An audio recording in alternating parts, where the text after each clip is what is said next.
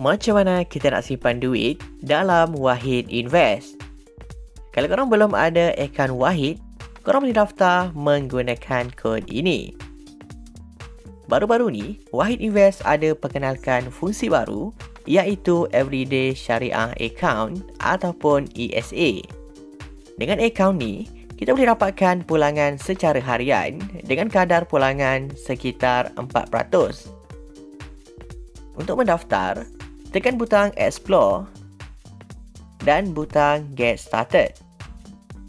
Dekat sini, kita ada 3 langkah saja, iaitu buka akaun Wahid, pilih portfolio dan sahkan identiti. Mula sekali, kita boleh jawab beberapa soalan dan ini adalah contoh soalan yang kita perlu jawab. Selepas selesai jawab soalan, semak maklumat peribadi dan tekan butang Open My Account. Selepas berjaya buka akaun, barulah kita boleh mula deposit ke akaun ESA.